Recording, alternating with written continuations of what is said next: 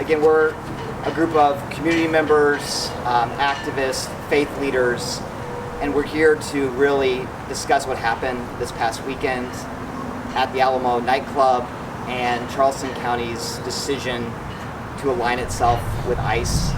We think this is a really destructive decision that is going to have real ramifications in the community. It's already destroyed many families, and it's going to continue to create mistrust between the police and local immigrant communities.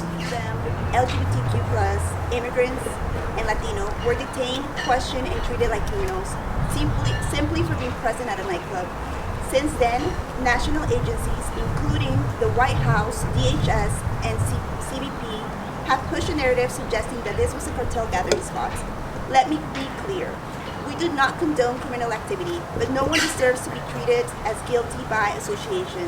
No one should be criminalized for simply existing in community spaces. We have also asked basic questions to the Charleston County Sheriff's Office. We've asked for an incident report, which has not been given to us. We've asked how many deputies have participated, how much did this cost local taxpayers, what kind of warrants, if any, were issued, and where are the people who were taken. Local deputies were on the ground. Local tax dollars funded this raid, and the Sheriff's Office cannot participate in federal immigration operations on a Saturday or Sunday morning and pretend it's someone else's responsibility by Monday. Their claim that 287G only applies inside the jail is a technical dodge.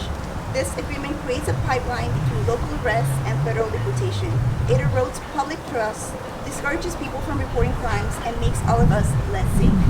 When people are afraid to report crimes, it makes our communities less safe. All Latino leaders, please stand up and advocate for the community, because that night, it shouldn't have just been us, it should have been everyone, because we all saw the posts going around on social media. We all saw how the community was up at these times of the night, asking each other, hey, is this true? Sending text messages. This is my home. This is my life. This is my family, and everything I know is here. On June 1st, I went to Alamo to enjoy the night, just like many others. But instead of fun, it turned into fear and humiliation. That made me realize how easy everything can be taken away. And when you have status, I keep thinking, what if I did it? What if I didn't have a legal status? What if I were detained and ripped away from my family? My mom is my hero. She came to this country and gave me and my siblings a better life. And I don't know what I would do if I was taken from her. No one should have lived with that fear, especially not going out, not just for going out to dance and try to be in community. The way we were treated, like we didn't belong here. They say they arrested 80 people out of 160 criminals. But how does that make sense?